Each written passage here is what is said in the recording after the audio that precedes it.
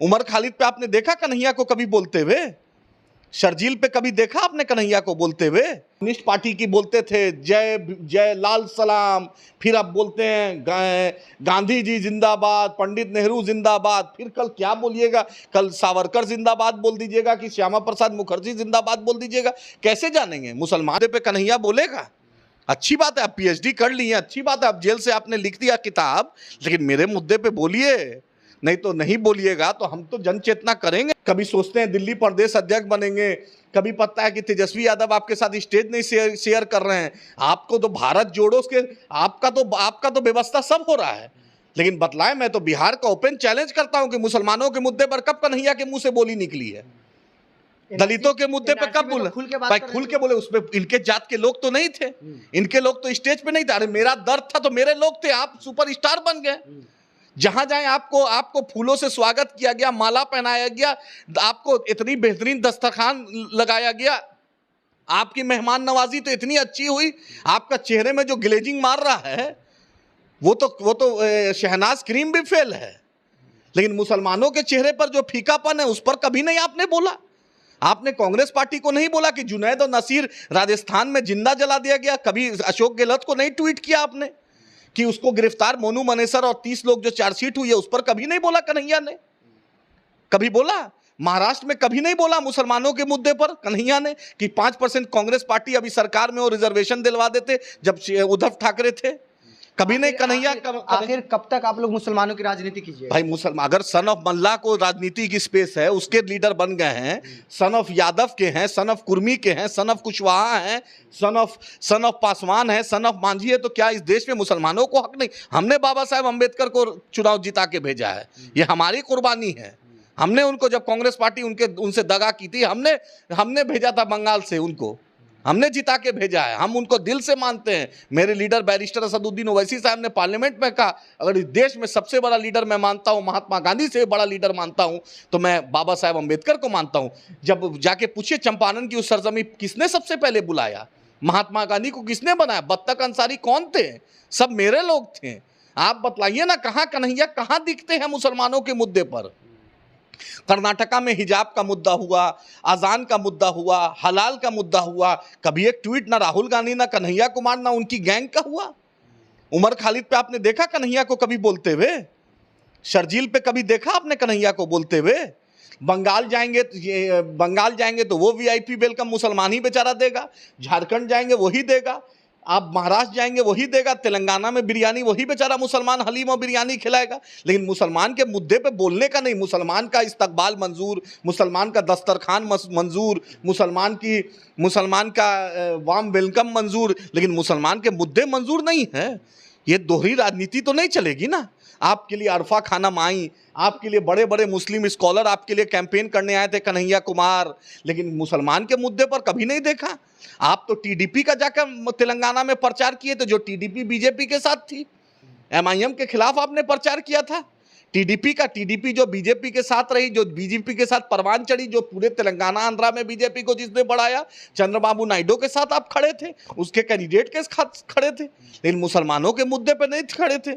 जाति से भूयार है कन्हैया, तो क्या लगता है कि बीजेपी से हम सिर्फ जात की बात नहीं कर रहे हैं, हम एक आदमी का इंडिविजुअल भी होता है कैरेक्टर। सीएनआरसी में आपको इतना इज्जत मिली, लेकिन आप तो दिखते नहीं है। कि अमित शाह बोलते हैं 4% रिजर्वेशन खत्म कर देंगे, नहीं दिखा आपका एक भी ट्वीट। तेलंगाना में उन्होंने बोला, आपने राजा सिंह इतना जहर उगलता है, आपने कभी नहीं बोला। आप महाराष्ट्र में एक गुजरात में काजल हिंदुस्तानी जहर उगलती है, कभी नहीं बोला। आप जब जेल गए थे तो मुसलमान ने कितनी आपके लिए रोड आंदोलन किया था, जेल भरो आंदोलन, अमीक जामई ने आपके लिए लाठी खाया था। मुसलमान तो हमेशा आपके इर्द गिर्द खड़ा रहा, लेकिन आपका व्यवस्था मुसलमान ने अच्छा कर दिया है। घर भी आपका माशाल्लाह बेगूसराय में देखा है, जो वीडियो आता है बहुत शानदार बन गया है। और फॉर्च्यूनर से आप निकलते नहीं, आप भी अरविंद केजरीवाल के छोटा रूप है, वो दूसरी हवाई चप्पल पहनते हैं, आप भी हवाई चप्पल पहनते हैं, लेकिन अंदर में जो है वो खाकी चड्डी का झटका लगता है हल्का सा।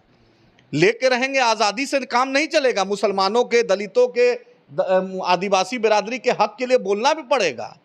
कभी आप कम्युनिस्ट पार्टी की बोलते थे जय जय लाल सलाम, फिर आप बोलते हैं गांधी जी जिंदाबाद, पंडित नेहरू जिंदाबाद, फिर कल क्या बोलिएगा, कल सावरकर जिंदाबाद बोल दीजिएगा कि श्यामा प्रसाद मुखर्जी जिंदाबाद बोल दीजिएगा। कैसे जानेंगे? मुसलमान को तो कभी कन्हैया के अगल बगल मैंने नहीं देखा है। हाँ, आपको इतने लोगों ने, मुसलमान के जितने लीडर थे बिहार के, पटना के, आपको एकदम हाथों हाथ लिया, लेकिन कोई मुसलमान पे, हम सोचते थे कि बिहार शरीफ मुद्दे पर, सासाराम मुद्दे पे कन्हैया बोलेगा। अच्छी बात है, आप पीएचडी कर ली है, अच्छी बात है, आप जेल से आपने लिख दिया किताब, लेकिन मेरे मुद्दे पे बोलिए, नहीं तो नहीं बोलिएगा तो हम तो जन चेतना करेंगे ना। चलिए बिहार के मुद्दे पर हम आते हैं। बिहार में जितनी छोटी पार्टियां सब एकजुट हो रही है, तो क्या उसमें असदुद्दीन ओवैसी की जो पार्टी है, क्या वो भी शामिल रहेगी? 15 हमने महागठबंधन को 2020 से पहले मेरे रियासती सदर अख्तरुल ईमान साहब ने बाज़ाब्ते प्रेस कॉन्फ्रेंस करके कहा था, मेरे बिना आप भाजपा को नहीं हरा सकते हैं, आपको एमआईएम को लेना पड़ेगा, तब मजबूती आएगी और आप जीतिएगा। जो नहीं हुआ, इसलिए नीतीश जी 1.5 साल भाजपा के साथ सरकार में रहे। आपने बात नहीं मानी। हम खुला बोलते हैं। मैं बिहार की आवाम को बोलना चाहता हूँ, बिहार के मुसलमानों को, सीमांचल की आवाम को बोलना चाहता हूँ कि भाई सन ऑफ मल्ला की जगह ये नीतीश कुमार, ये तेजस्वी दे देते हैं जो बीजेपी के साथ रहे हैं। बीजेपी मांझी जी बीजेपी के साथ रहे, उनको साथ 9 साल बेमिसाल मना रही है कि 9 साल में खूब।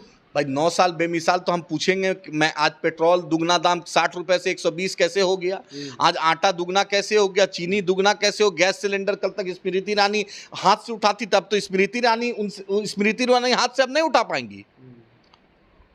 उनकी सब संपत्ति, उनका सब कुछ बढ़ गया, लेकिन गैस सिलेंडर का दाम 3 गुना हो गया, उस पर कभी ट्वीट नहीं। आज मेरी बहन साक्षी और लोग बैठे हुए जंतर मंतर में, मीनाक्षी लेखी और स्मृति ईरानी का ट्वीट नहीं दिखता है, मुसलमानों के मुद्दे पे नहीं दिखता है। मुसलमान लड़कियों के साथ ज्यादती हुआ, बिल्किस बानो के साथ हुआ, नहीं दिखता है। लेकिन आपका प्रोग्रेस हुआ, लेकिन मुसलमानों का, दलितों का, आदिवासियों का प्रोग्रेस तो नहीं हुआ। तो ये बेमिसाल क्या है? अदानी का 20,000 करोड़ रुपया का पता नहीं क्या है, जेपीसी बना रहे हैं, जेपीसी के लिए आप तैयार नहीं है। अरे दूध का दूध, पानी का पानी होना चाहिए। हमने मांग किया कि डाकबंगला चौराहा को कर्पूरी ठाकुर चौराहा बनाइए, अभी तक इन्होंने मांग को नहीं माना। अरे भाई, जब दूसरे लोगों का रहेगा तो कर्पूरी ठाकुर साहब का भी, जन नायक कर्पूरी जी है, उनके नाम से भी होना चाहिए डाकबंगला चौराहा का नाम। लेकिन नीतीश जी कर्पूरी जी का फोटो लगाते हैं, कर्पूरी जी के फूल चढ़ाते हैं, लेकिन कर्पूरी जी के नाम पर बहुत दिक्कत होता है। भाजपा का असर दिखता है, लगता है। एक इतना बड़ा जन नायक नेता, लेकिन उस पर नीतीश जी नहीं बोलते हैं। और जो चार्टर्ड प्लेन पे ललन सिंह जी और संजय झा जी के अलावा कभी मुसलमान को भी बैठा लीजिए, कभी दलित को भी बैठा लीजिए, कभी आदिवासी बिरादरी को भी बैठा लीजिए नीतीश जी। और तेजस्वी यादव, आप भी सीमांचल, सिर्फ अफ्तार पार्टी में टोपी और गमछा मत लगाइए। जरा पूछिए कि मदरसा अजीजिया को अभी तक कंपनसेशन नहीं मिला है। बिहार शरीफ में जो मुसलमानों के दुकान और मकान जले हैं, उसको 1 रुपया नहीं मिला है। तेजस्वी यादव, आपके पिताजी जो जाते भी थे, कहीं दंगा होता था, आप तो संजय यादव, मनोज झा, जगदा बाबू और सुनील सिंह के अलावा आप कहीं दिखते ही नहीं है। पहले लालू जी के बगल में तस्लीम साहब दिखते थे, फातमी साहब दिखते थे, सिद्दीकी साहब दिखते थे, लेकिन तेजस्वी यादव के बगल में कोई मुसलमान, कोई दलित का लीडर नहीं दिखता है। हम तो सवाल करेंगे ना, 1994 से लेकर जदयू और राजद ने एक भी दलित को राज्यसभा नहीं भेजा। ये मेरा सवाल है इनसे। मैं पूछना चाहूंगा, झारखंड में एक भी दलित समुदाय से मंत्री नहीं है। ये मेरा सवाल है इन यूपीए के लोगों से। क्या दलित मुसलमान को तो आप हाशिया में पहुंचा ही दिए हैं, तो दलित को भी पहुंचा दीजिएगा क्या? विधान परिषद में स्पीकर बनाना, आपको चेयरमैन बनाना था, आप वो नहीं बनाए। विधानसभा में आपने नहीं बनाया। आखिर मुसलमानों को, दलितों को, आदिवासियों को आप क्या संदेश दे रहे हैं? चलिए, बहुत बहुत शुक्रिया। हमारे साथ आदिल हसन साहब थे, इन्होंने क्या कुछ कहा, इन तमाम चीज़ों को इस वीडियो के माध्यम से देखें। यदि आपने हमारे यूट्यूब चैनल को अब तक सब्सक्राइब नहीं किया तो प्लीज़ सब्सक्राइब करें। फेसबुक पेज पर देख रहे हैं तो फॉलो जरूर करें। जब तक के लिए शुक्रिया। जय हिंद।